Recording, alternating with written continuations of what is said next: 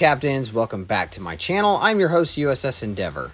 We are here because another subscriber has requested a look at the Rochester. So that's what we're going to look at today. Now, the Rochester is very similar to a couple of different boats that are already in the game. One being the Baltimore, which is essentially the exact same hull design, the exact same guns, but there are some key differences between the two. The other ship that comes to mind is the Celtic, which is a British version of the exact same ship, again with different stats. But for this video, and for the purposes that I'm going to show in the stats, is specifically the Rochester versus the Baltimore, because I believe it is the closest comparison between the two. And is the Rochester worth your money at Tier 7 when you can get the Baltimore for free? We'll answer all those questions. I'll give you my honest opinion, and I'll let you make the determination on whether it's worth it. But first, let's take a look at the commander for game number 1.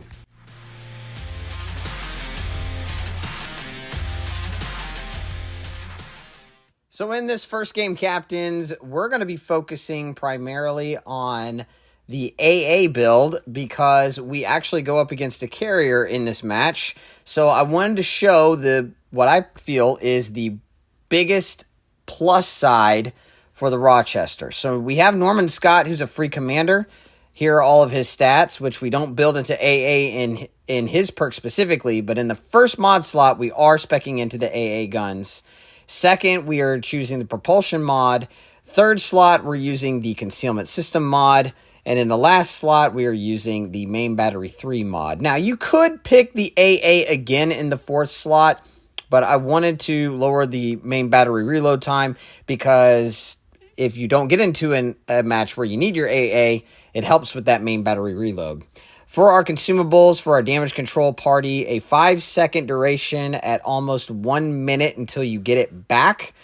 The biggest perk for the Rochester is you get the defensive AA fire, which brings your AA damage up to 200% for 40 seconds. You get 3 charges of those because of the fully packed skill. Sonar, we also get 3, detecting ships at 4.4 kilometers. And this is where the Rochester differs from the Baltimore. You don't get radar, but you do get a smoke screen with an option for the heal. But the smoke screen is really what makes the Rochester unique. However, if you decided not to go with that and you got the heal instead, I don't know why you would pick that. I would just pick Baltimore because you get to heal with that plus a radar. On to the actual stats. Here we're going to do a side-by-side comparison for a couple of these stat lines. Not going to go over all of them, but for the first, the survivability for the Rochester is 41,900. We'll look at the armor scheme, but it's essentially the exact same as the Baltimore. And we're only going to look at the Rochester's armor at the end because I feel that the comparison is basically apples to apples. 4% torpedo damage reduction. Now, looking at the Baltimore, you get a 500 hit point increase at 42,400. Same torpedo damage reduction. Now, back to the Rochester. Onto the artillery. The 203 millimeter guns is the same for both Rochester and Baltimore. They reach out with this for 16.9 kilometers, which isn't bad. 10.2 second reload. Decent turret traverse. The damage here, though, there's going to be a difference. Where, as you can see, the HE shell damage and the AP shell damage at 5,500 and 2,800 respectively onto the Baltimore, that damage jumps. As you can see, the AP shell damage is now over 5,800 and the HE shells are at 3,000. Same fire setting chance at 14%.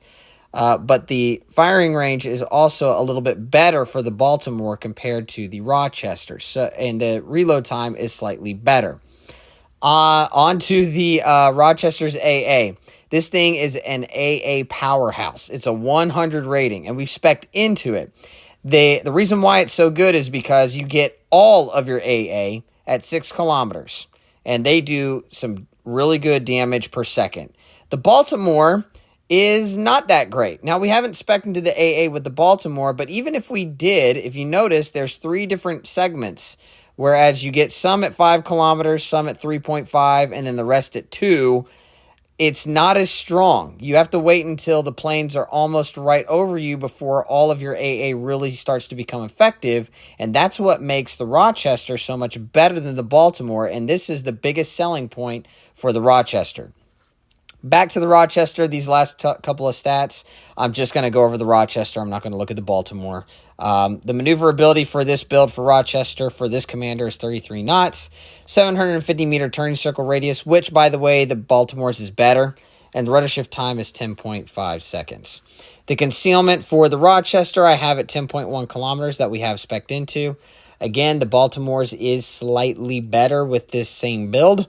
6.4 kilometer detection by air is critical because the difference between when you're detected and when your AA goes off is only 0.4 kilometers, which is great. Okay, onto the armor. Coated in 27 millimeters of armor, which is, if you played the Baltimore, it's the exact same. So the same angling, the same overmatch still applies. Your Citadel sits slightly above the water and looks a little funky. We'll take another look at it right here. I've highlighted the upper part of it so you can see kind of the difference. It's a very strange looking Citadel where the thickest part is right in the middle of the ship. But if you angle appropriately, you can minimize the damage that you would take.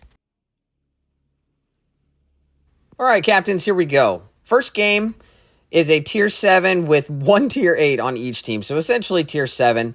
And as you can see, they have a Pobeda, which is the Russian Tier 7 carrier on their side. We have the Kaga on ours, but this is a carrier match.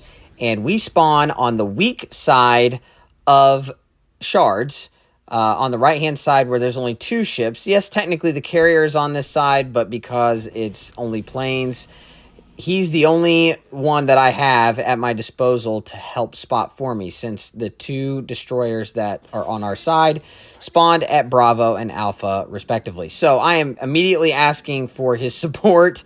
If I don't get it, this could end pretty quickly. And one of the things that I loved about showing you this match is that the carrier really wants us pretty much the entire game. So you're going to get to see how good this AA really is. Even if you don't have the defensive AA perk, this is still a really good AA platform. The defensive AA, on top of how good the AA already is, you're going to see just how quickly we can even shred Pobeda planes, which have the ability to drop their stuff off pretty soon. Now, the thing that I love about this is that your AA starts going off, which we pop the booster to make it even go any just faster, and you can see just how many planes he only gets 2 bombs off. Now, oddly enough, they both hit and they caused me a double fire right off the bat, which is annoying. But again, that's the strength of the Pobeda. It's got, I don't know what it is, but it's just got really good fire setting chance. But he wasn't able to get a full drop off. We got 4 planes knocked down pretty much instantly, as you can see up in the upper right-hand corner. Now, the one downside to having the smoke platform is that you don't have heals. And playing a carrier at this tier without heals makes the skill ceiling on this ship very high. Right off the bat, the carrier comes right back to pester us. He does not have line of sight, but he's right around the corner. And normally I'm concealed behind the island rather well from the island just by itself. So we're able to get these shots right around the corner. And because we've only got our nose exposed, we're not getting spotted whenever we shoot around the corner, which is a really cool trick and one that many veteran players have shown to be very effective. I decided to smoke up for a couple reasons. One, I didn't want the planes to spot me.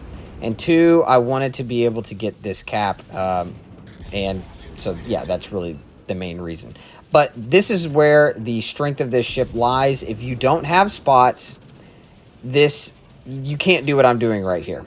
As we shred more planes, as he's trying to bring them in to drop on my other fellow shipmates. But we're able to help eliminate those. And now we're up to 7 planes shot down. And now we finally get the cap. It's a solo cap that's awarded to us, even though we had some other people in it. And now you can see that the cap is contested. And I'm like, well, what could it possibly be? Now, the one downside is that right here, I could pop my radar if I was in the Baltimore. And then I'd be able to know exactly what it is that I'm up against. But unfortunately, I don't have that. It's a completely different play style than the Baltimore. Yes, they may be the exact same ship, but because this is really the quintessential support cruiser, you can't spot for your team very well at all. In fact, it's just the opposite. You have to rely on other things spotting for you, which is why I believe this ship would work wonders, and you will get the most out of it if you have people that you can readily rely upon to division up with. More importantly, if you do that, you're able to have carriers on your team, and you know that you're going to have a good AA platform to take care of them. Here we do have our hydro popped, and we decided to move up because we are getting support, getting some support, and I wanted to be able to light up whatever was in here, which we come to find is a Friesland. Because he's a Friesland, there is no torpedo threat, but he is. If I get close enough and expose enough of my broadside, he could become an issue. However, he's got his hydro popped, which also lights us up like a Christmas tree, and this Zeton is just ready to shoot at us. I'm just itching to get up here to try and utilize his smoke. I've got my other smoke back, but the Zeton takes a shot at us, and unfortunately his 16-inch guns can overmatch us, but thankfully we're able to dodge that. But getting this close to a Friesland, if he has AP, he's going to start shredding us rather quickly. And other ships are going to start chiming in as well. So we've got to get this Friesland off the board now. We do get support from our team, which is great. We take a huge hit from the Zeton right there, which almost eliminates us. And to be honest, we should have been dead. But we're not. And unfortunately, we can't heal any of this back. It was a rather aggressive move, but one that I wanted to make in order to be able to secure this cap, as we are the only cap on the entire team that is generating points. Bravo hasn't been taken, and Alpha is currently being grabbed by Reds, but we had overwhelming support on this side, so I felt that it was appropriate to push and really put the pressure on the Red team to be able to do something about us. We have the numbers over here, so giving up this cap is absolutely non-negotiable. We pop our smoke yet again in order to take these free hits, which your smoke fire penalty is a little over 6 kilometers. But if you ever forget that, you just have to hit the menu button, and you'll see all of really handy stats in-game in the bottom right-hand corner of the screen. I don't use that because I just kind of knew. But sometimes whenever I forget stuff, I always pop that because I just, it's a really handy UI tool that I'm glad that Wargaming added to the game a little while ago. The Tirpitz is coming around the corner. Now, the one thing that I have to be aware of with the Tirpitz is its torpedoes. And its secondaries can be a nuisance. But its main battery guns, if I angle appropriately, he can't overmatch my bow. The only ship over here, battleship-wise, that can is the Zeton, which I know for a fact is behind us. But there's an island blocking us, so I am starting to angle and try to position myself to defend me, basically, whenever this Tirpitz decides to come around the corner. They don't know where I'm at right now. They don't have hydro. The planes that were coming for us, I'm assuming they went for another target. But we're going to hold this side right here as we see the planes are starting to come in. At this point, I was wondering if we had done enough damage to his planes to actually really hurt him and deplane him. So let's do some more damage. And we pop our booster again to give us 200% extra AA as that shot comes in on the Bayard and takes him out. And we're successful in taking out those planes yet again. We're at 19 planes shot down. I guess I don't have to tell you. We're going to get a clear sky in this, which this platform is more than capable of getting a clear sky. If the carrier is foolish enough to want to come after you, and you've spec'd into AA, which I believe you should, as boom, there we go, we get it. And look at this. He's coming in, he wants to get a drop on us, and we take him out before he's able to get another drop on us. So we've basically rendered this Pobeda pretty much useless, which I can only assume annoyed the crap out of them. Here we get peppered by the Turpits to set us back on fire, which is not ideal. Again, the AP shells on this thing still hurt, as we are forced to take a damage con because we're just way too low.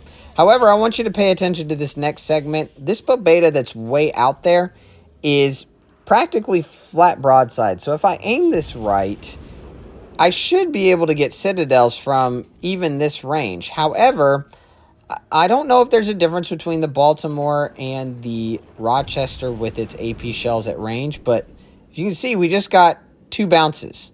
Now, I don't know if that bounced off of his deck or if that's bouncing off of his side. It could be the deck. He's got a pretty big deck that I can't seem to miss, but I keep getting these bounces, even from this long range. So I don't know exactly why that is. At least they're not shatters. If they were shatters, then that would mean that the penetration is not holding at that range. But we're still shooting because anytime I have a flat broadside target, even at range, in an American heavy cruiser, I'm using AP. But I'm not really getting the performance like I wanted to, so maybe I got to look more into that. I might do a training room and just put a carrier at range and try to do that again to see if it was just bad RNG on my part, or if there is something more to these shells with the Rochester that I'm not aware of. But anyway, moving back onto the game, the Bobeta, unfortunately, is still left alive, which means he's still going to be able to bring planes my way, which normally I wouldn't really care all that much, but because I'm so low, now it becomes a spotting problem. And there I'm spotted by the planes, as you can see, and even though I've got a smoke screen between me and the Zeton, the Zeton can see me, and he's been wanting me for a very long time, and he had his eyes set on me right there as he takes a shot, and unfortunately, down we go. We end up also losing another ship, so me and another friendly player went down almost pretty much simultaneously. Even though we have cap control, it does bring the ship count dangerously close from a very commanding 6v3 to a 4v3 rather quickly. So we'll take a look at the rest of this match real quick, because it did get pretty interesting, and I was like, oh gosh, please let us not lose this match because of that. The Bobeta is still alive on their team, but we have our carrier, and we have a destroyer, which the destroyer is going after that carrier. We decided, but the small one, he has very fast torpedoes and just whiffs. He gets one hit. I'll give him that, but he should have gotten more torpedo hits on that. And here I'm like, why are you not shooting your guns? It's a question that I'm sure many of you captains have asked whenever you see destroyers play like this. Now, I'm not going to get on this guy's case, but anyway, if you're that close, just use your guns, especially if you're in a small one that has really fast-firing guns. You could have gotten the kill there and not let your teammate get it. But anyway, the carrier's down. That's the important thing, and now it's back to a 4v2 in our favor. So we're going to switch back to the Lenin, who has essentially a broadside target in the Flandre. Don't do this. Don't go broadside to a Lenin that close. You're basically asking to die. The last ship is the Zeton, and he's not going to be able to bring this back. So last thoughts on the Rochester for the AA. Well, I'm not saying for the AA build, but going up against a carrier. It's best, in my opinion, like I said earlier, to be in a division with this ship. Compared to the Baltimore, I think gun performance-wise, we may have been able to have done just a little bit better, and obviously been able to have spotted the destroyer a little bit sooner. And we probably wouldn't have had to have pushed in order to get those spotting with our hydro. So all of that to say, oh, and you also would have had heals with the Baltimore, which you don't get if you're utilizing your smoke. And in my opinion, if you have the Rochester, you might as well go all in to what it is strong at, but unfortunately it puts you in a play style that is supportive in nature only. If you're going to play aggressive, if you're going to try and get up close to the fight, this is not really a brawling ship. It's I played it that way because, well, I'm a little bit aggressive of a player anyway. I'm not saying that is the way that you should play it, but it does end up working for this particular game. You're better at a support role, and the smoke is really helpful. If you plan your positioning right, you won't have to use smoke that often. But that's just my opinion. This thing is going to do the best work when you're in a match against a carrier. And what happens if you're not? Well, I'm glad you asked.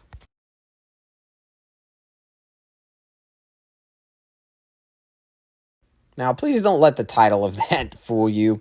Just because there's no carrier doesn't mean that it's no problem. It's just that in this particular game, we play it like a Baltimore because we had to, without a radar, which feels like a nerf, and it kind of is. Now, we've changed our build. We're using Einstein this time, and we've lost out on fully packed, so we don't have all of them. But here's a quick look at the Rochester stats now that we've switched up commanders. We've kept all the same mod slots, but we do get a slightly faster reload at 9.4 seconds, 17.4 kilometer range, same damage all around. So this is a little bit better DPM. All right, captains, for the second game, and just real quick, if you're not in a division, you're at the mercy of the matchmaking. Unless you decide to have a carrier in your division, it's a crapshoot on whether or not you're going to be put into a game if you're a solo player against a carrier. Now, we got fortunate in that first game, but what happens when there is no carrier? What are the strengths of this ship? Well, you're basically reduced to your gun performance. Unfortunately, you lose out on the ability to spot with a radar because you don't have it. Yes, you still have smoke, and so your one consumable becomes drastically ineffective, and you're left with hydro and smoke. And when you don't have a lot of destroyers to be able to spot for you, which we don't have on this side, thankfully it's a domination game mode and not a capture the base.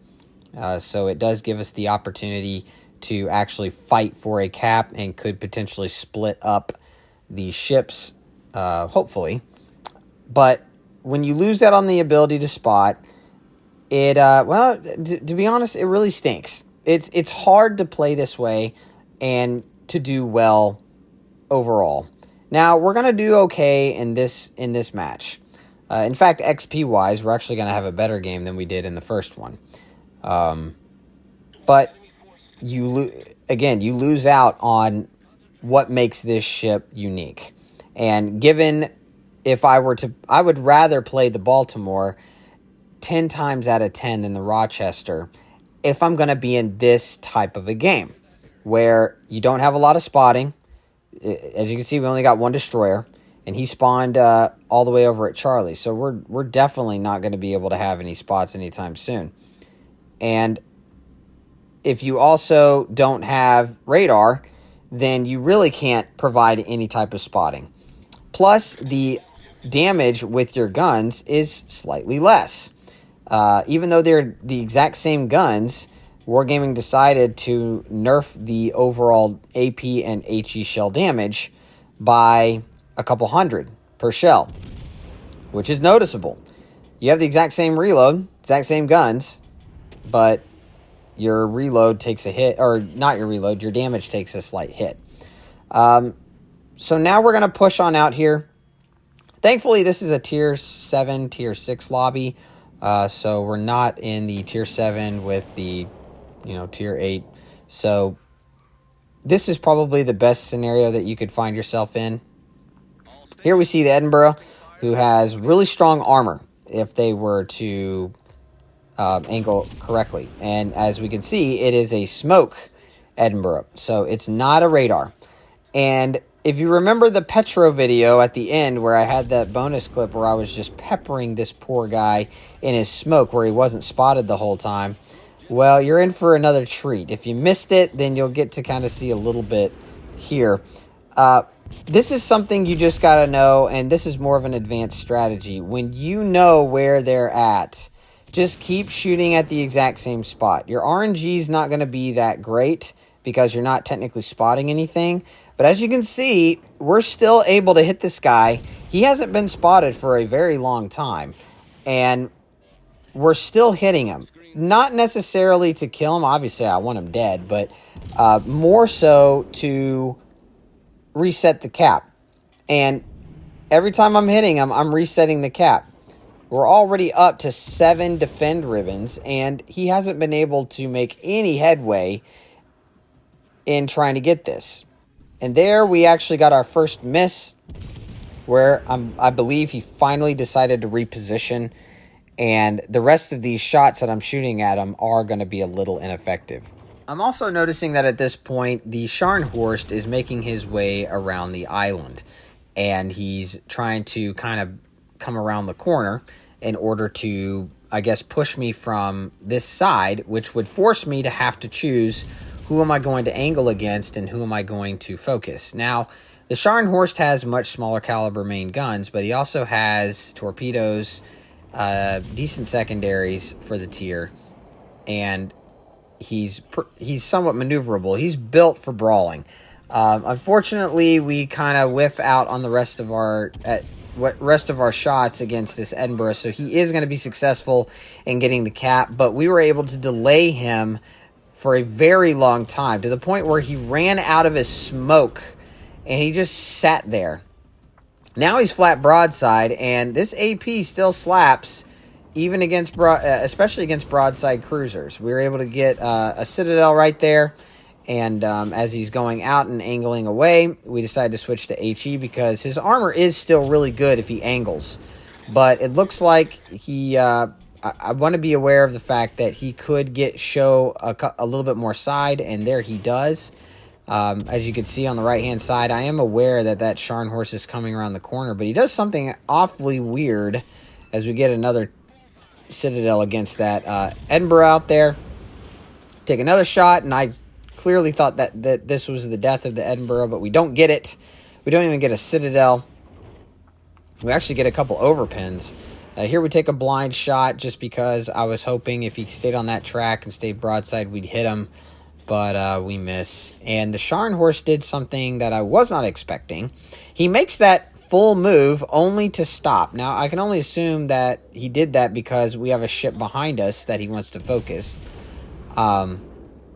Which is fine by me. I don't want him pushing around that corner because my broadside's to him. And that's when we kind of spot the Flint out here, which is definitely looking at something else out there. And the rest of our team has done a really good job of taking Bravo and Charlie. So now it's up to us to kind of clear this side and pick up this cap. Another thing to think about is that even at this range, as you can see, the Flint is starting to turn flat broadside to us. These AP shells, they still work just like the Baltimore does. It's just you're getting a little less damage. But it's time to get into this cap. It's time to take it. If we can get shots on the Flint, great. Looks like he's stuck on the island. Plus, he's got another ship that's coming around the corner that he has to be aware of. He's starting to smoke up, but I believe he's a little too close to the other ship, and now he's within the smoke fire penalty. And because of that, we're able to wipe him off the board with favorable RNG. So now we're getting into this cap. Three of the red ships decided to go all the way on the outside of the island there, which is where they're all bottlenecked into. And that just leaves one rogue ship way out there somewhere. But they're not near us, and these 3 ships are more than enough for us to be concerned about at this point. But the ship count is pretty overwhelming in our favor. We have the 2 caps to... well, we're flipping the A cap now, so they don't have any points generating at the time. We're generating the only points, and we're about to be fully capped up. I'm not going to venture out of the cap because that would be stupid, although I've done it plenty of times in the past. We are aware of that. But here I'm checking my smoke fire penalty, and I'm trying to just get right outside that. And now I finally am. as we get the cap. So now we're going to turn out. Our guns are kind of not pointed in the right direction, but we are still able to get the rear firing gun on him. And we're going to turn all the way around and wait until our guns start to also turn before we fully expose our broadside. Now, thankfully, the Scharnhorst is focusing somebody else and not us. And so, yeah, that's actually really good, which allows us to kind of take these shots and not have to worry about the other ships that are actually out there. Now, the one thing I didn't mention before that I actually just now remembered, when the Rochester first came out, it actually had a smoke fire penalty that was, I believe, 9.1 kilometers, which was absolutely absurd. Now, since then, Wargaming realized that that was not comparable even to the Baltimore, who had a better smoke fire penalty than the Rochester did. But because and they have the exact same guns, but because the Rochester has the smoke at its disposal, it needed to have a better smoke fire penalty. Basically, you had to sit almost on the edge of the moon if you were going to be able to utilize anything effective, which was not ideal. But here they've reduced it, and your smoke fire penalty is just over 6, so they shaved off several kilometers. So now it's actually worth a little bit more than what it was prior. I had forgotten about that, and I was just reminded of that fact. Here we smoke up, showing that we were the only ship spotting that Scharnhorst, and now finally somebody else has got him lit up, which is what makes this ship also pretty strong, in that we are able to safely take these shots and not have to worry about any in return. We are going to get one final salvo into the Scharnhorst and take him out. And that's when the Colorado shows up, which is the last ship. Looks like the Edinburgh got taken out by somebody else. The Colorado is flat broadside, and I believe the Colorado is focusing us, but because we are in our smoke, he's not going to be able to take shots at us unless he wants to take a risky blind fire. But he doesn't do that, and now we're going to try and utilize blind fire yet again because we were the only ones able to spot him. We get a good hit, and trying to see how good our blind firing skills have become, and we missed there, unfortunately. So we're gonna win this match. It's pretty obvious that we're not gonna lose this. But final thoughts again on the Rochester. It's a fantastic AA platform.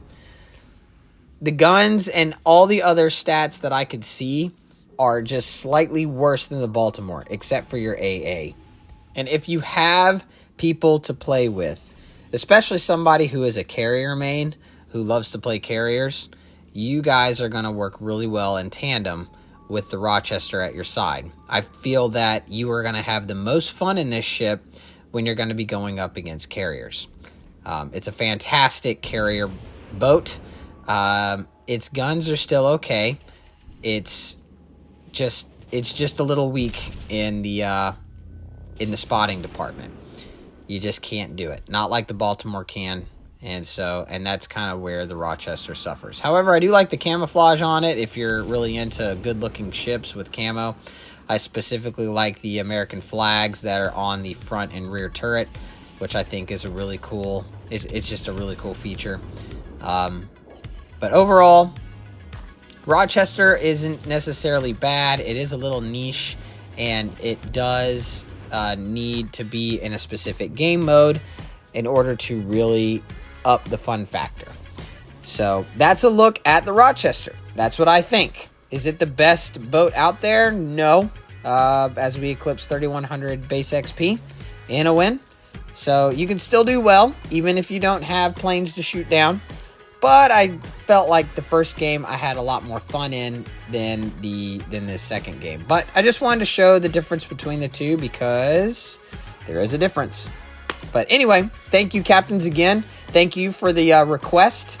I will happily do some more of those. If you want to see a ship that as long as I have it in my fleet and you want to know more about it, I'd be happy to take it out and give you my thoughts and opinions on it. But until then, captains, thank you again for watching. Please subscribe if you haven't. There's a lot of this content that's still coming, and I will see you guys in the next video. This is the USS Endeavor, signing off.